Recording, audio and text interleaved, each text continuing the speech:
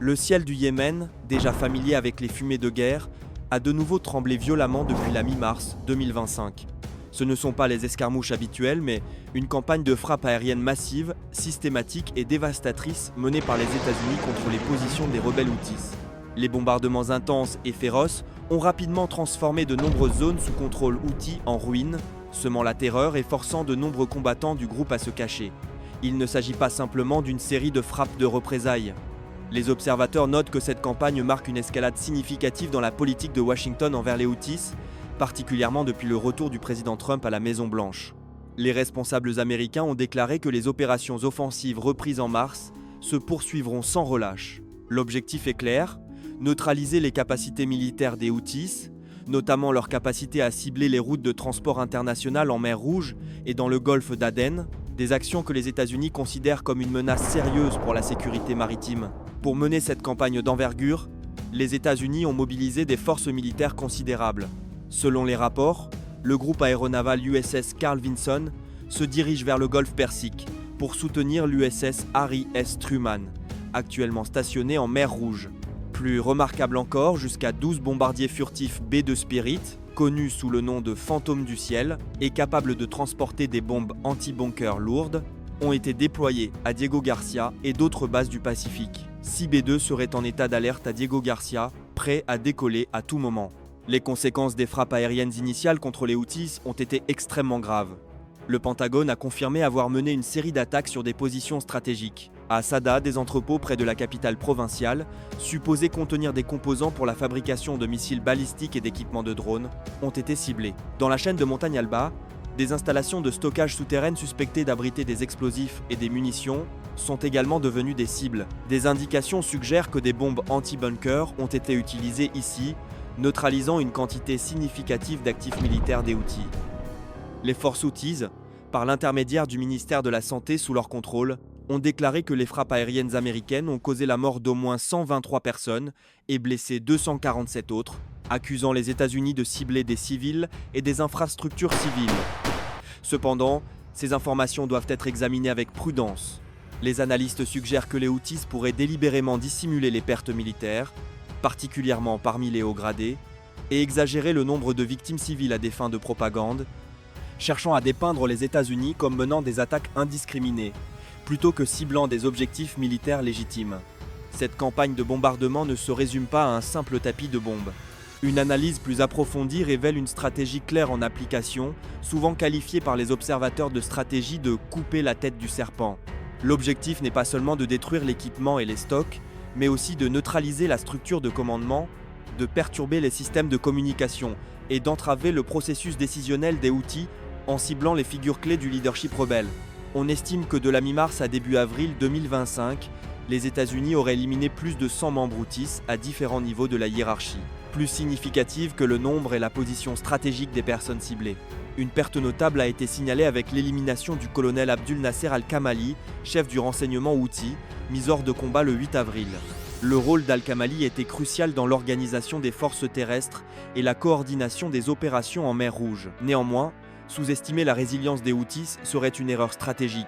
Le groupe a démontré une endurance remarquable après des années de confrontation avec la coalition dirigée par l'Arabie Saoudite, maintenant son arsenal malgré des frappes aériennes incessantes. L'ampleur exacte de leur arsenal restant demeure un mystère, même pour les services de renseignement américains, mais il est certainement suffisant pour infliger des dommages considérables. Leur capacité à persister et à s'adapter face à l'adversité reste l'un des défis majeurs pour les forces de la coalition. La puissance et la capacité opérationnelle du mouvement Houthi sont intrinsèquement liées au soutien extérieur, l'Iran étant le facteur le plus déterminant.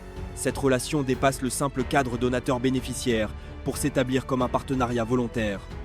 Selon le Conseil des relations étrangères et de nombreux experts, l'Iran a commencé à soutenir les Houthis en 2009, intensifiant considérablement son assistance vers 2014 par la fourniture d'armements de plus en plus sophistiqués.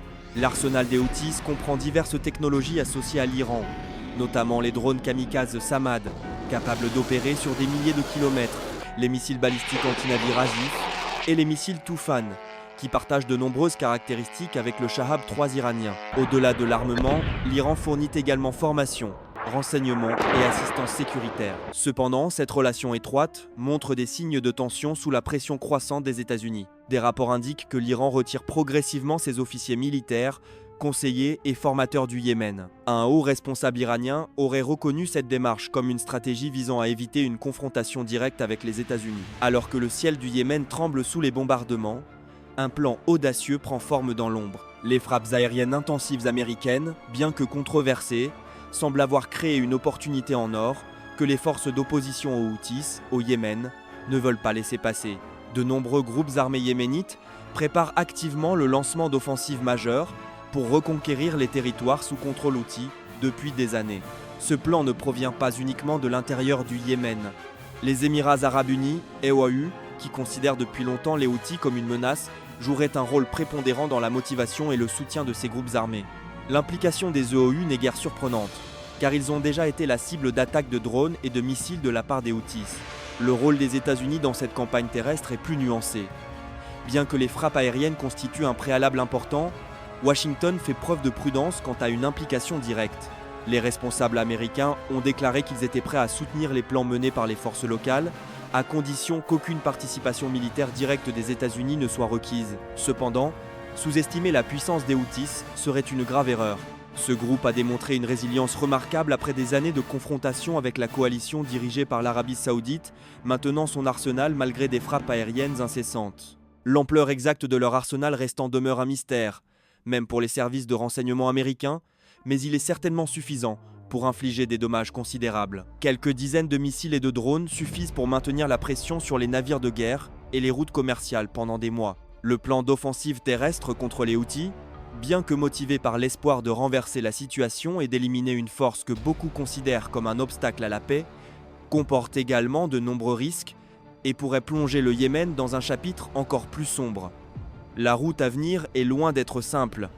Elle recèle de nombreux défis et des conséquences imprévisibles. Tout d'abord, il existe un risque alarmant de reprise d'une guerre civile plus intense et plus brutale. Le conflit, qui s'étend sur près d'une décennie, a déjà coûté la vie à plus de 377 000 personnes jusqu'en 2022, un chiffre stupéfiant. Tragiquement, la majorité de ces décès n'ont pas été causés directement par les bombardements, mais plutôt par des facteurs indirects tels que le manque de nourriture, d'eau potable et de soins médicaux, conséquence de l'effondrement des systèmes et des blocus. La situation humanitaire, déjà critique au Yémen, risque de se détériorer considérablement. Même avant l'escalade des frappes aériennes et la proposition d'une offensive terrestre, la situation économique était extrêmement sombre. Le rial yéménite a perdu plus de 90% de sa valeur dans les zones contrôlées par le gouvernement, rendant la nourriture, l'eau potable et les services de santé de base inaccessibles pour la majorité de la population.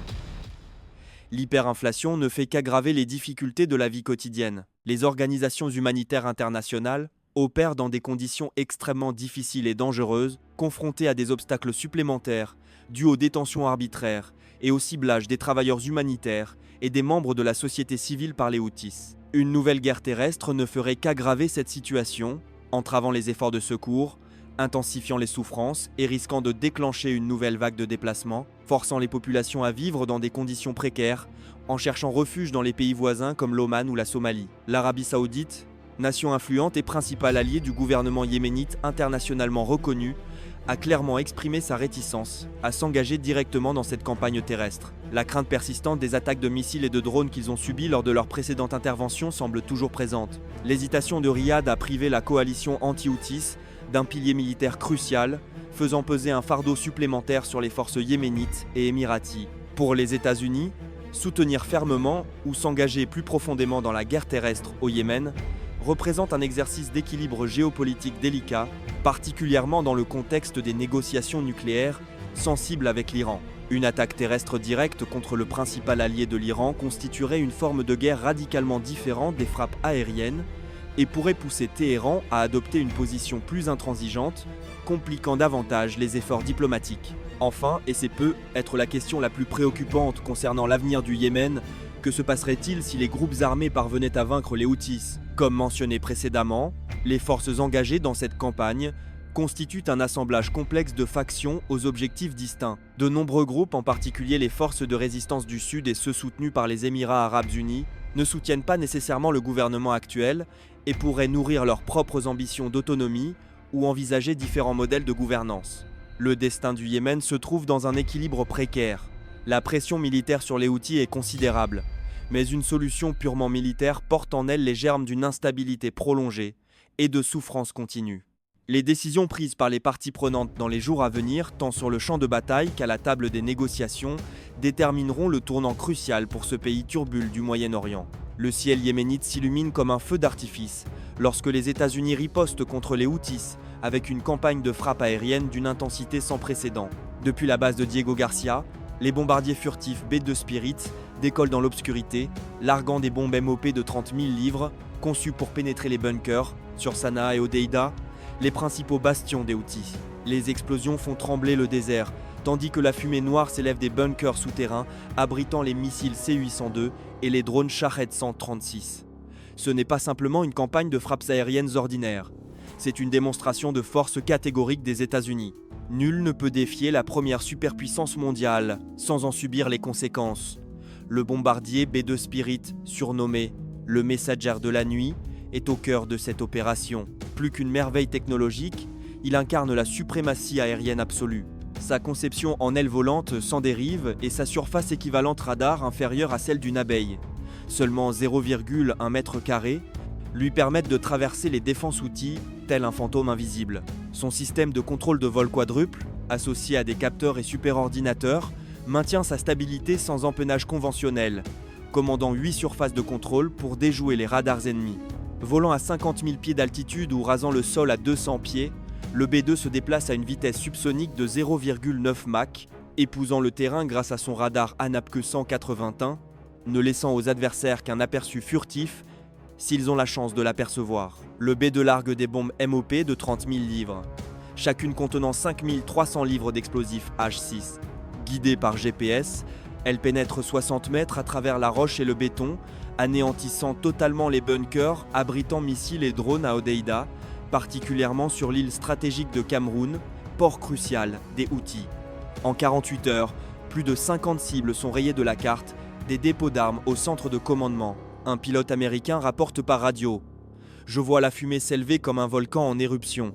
Les Houthis n'ont plus rien pour combattre. » Selon USNI News, en avril 2025, les frappes aériennes du 3 avril ont détruit 2 entrepôts supplémentaires de drones à Hodeïda sous la direction du B-2. Alors que le MOP GBU 57AB brille au Yémen, la bombe MOAB GBU 43B de 21 600 livres reste légendaire dans l'arsenal américain.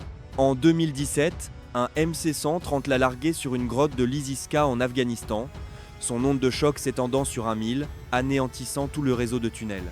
Contenant 18 700 livres d'explosifs H6, 1,35 fois plus puissant que le TNT, le Moab explose en vol, créant une pression dévastatrice dans chaque fissure, effondrant grottes et structures de surface. Le GPS assure une précision à quelques pieds près, en faisant une arme psychologique redoutable avec son nuage en champignons rappelant les armes nucléaires. Bien que son utilisation au Yémen n'ait pas été confirmée, le Pentagone a laissé entendre que le Moab était prêt, comme un avertissement aux Houthis et à l'Iran. Aux côtés du B-2, les F-35 Lightning II et F-18 Super Hornet des porte-avions USS Harry S. Truman et Carl Vinson constituent des fers de lance redoutables. Le F-35, équipé d'un radar AESA et d'un revêtement furtif, détecte les drones Houthis à grande distance, les abattant avec des missiles IM-120 avant qu'ils ne puissent s'approcher. Lors des frappes aériennes sur Sanaa, les F-35 ont largué des bombes JDAM GBU-30 et un de 2000 livres perforant les bases de Rajam et d'Al-Nadine. Les navires USS Gravely et USS Stout tirent des missiles Tomahawk depuis la mer Rouge, chacun transportant 1000 livres d'explosifs, parcourant 1500 km en suivant le terrain grâce au système Turcom. Les frappes visent les dépôts d'armes d'Hodeïda, détruisant des dizaines de drones Shahed 136. Le moment est venu de se dire au revoir. Nous espérons que le contenu d'aujourd'hui vous a apporté des informations intéressantes. Si vous avez apprécié, n'oubliez pas de cliquer sur j'aime et de vous abonner à la chaîne pour ne pas manquer nos prochaines vidéos passionnantes. N'hésitez pas à partager vos réflexions dans les commentaires ci-dessous. Merci et rendez-vous demain à la même heure.